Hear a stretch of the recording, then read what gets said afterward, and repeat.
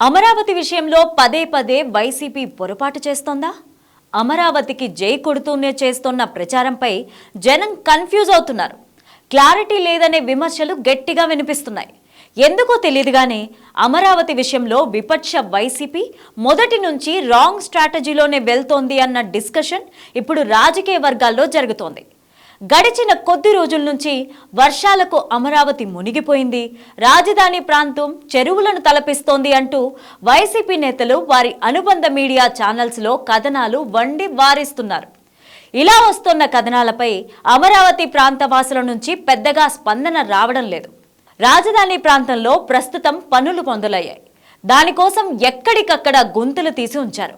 మరికొన్ని చోట్ల పునాదుల కోసం నేలను తవ్వారు. వర్షాల వల్ల వాటిలోనికి నీరు చేరుకుంది. అలాగే రాజధాని ప్రాంతం కావడంతో భూ కేటాయింపులు జరిపిన సంస్థలు, రియల్ ఎస్టేట్ వెంచర్లు తమ పనులు మొదలుపెట్టేశాయి. అయితే దానికంటే ముందు జరగాల్సిన డ్రైనేజీ పనులు అవ్వాల్సినంత స్పీడ్గా కావడం లేదనేది వాస్తవం. దానిలో కొన్ని చోట్ల నీరు నిలబడింది. ఈ లోపులోనే రాజధాని ప్రాంతం మునిగిపోయింది అంటూ ఒక్కసారిగా విపక్ష నేతలు చేస్తున్న ప్రచారం రాష్ట్రంలో చర్చనీయాంశంగా మారింది. అమరావతి రాజధాని అనే ప్రాంతం 21 గ్రామాల పరిధిలో 32,000 ఎకరాల స్థలంలో రాబోతోంది. 2014-2019 మధ్యకాలంలో రైతులతో ప్రభుత్వం చర్చలు, ఆ ప్రాంతాలలో ఉన్న గ్రామస్తులతో నెలకొన్న అనుమానాలు, భయాలు, ధర్నాలు, నిరసనలు, ఒప్పందాలు వంటి సంఘటనలతోనే గడిచిపోయింది. నిజానికి అప్పటి అమరావతి పైన రాష్ట్ర వ్యాప్తంగా ఏమీ ఏకాభిప్రాయం లేదు. 2019-2024 మధ్యకాలంలో అధికారంలోకి వచ్చిన వైసీపీ అనూహ్యంగా 3 రాజధానుల బిల్లు తెరపైకి తేవడంతో అమరావతికి భూములు ఇచ్చిన రైతులు రోడ్డెక్కారు.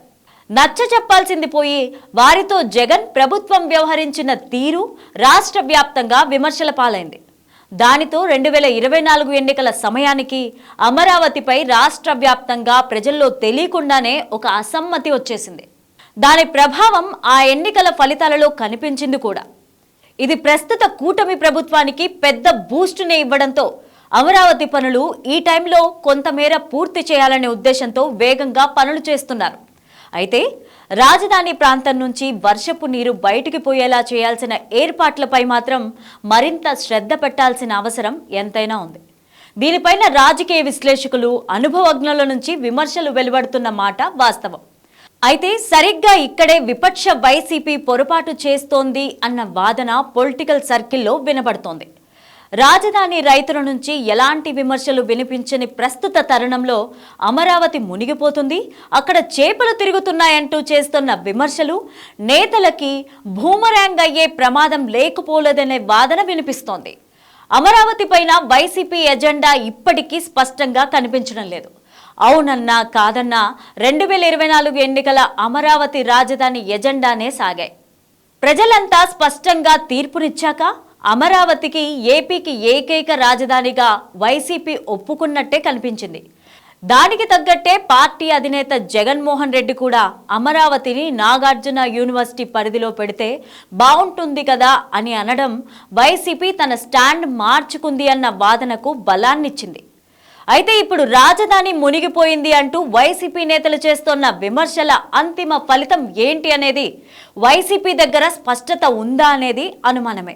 అంటే రాజధానిని అమరావతిలో వద్దు అంటున్నారా, లేక అమరావతిలోనే వేరే ప్రాంతానికి తరలించమంటున్నారా అనే విషయంపైన క్లారిటీ రావడం లేదు. ఇప్పటికే అమరావతి రైతులు జగన్మోహన్ రెడ్డి పైన కోపంతోనే ఉన్నారు.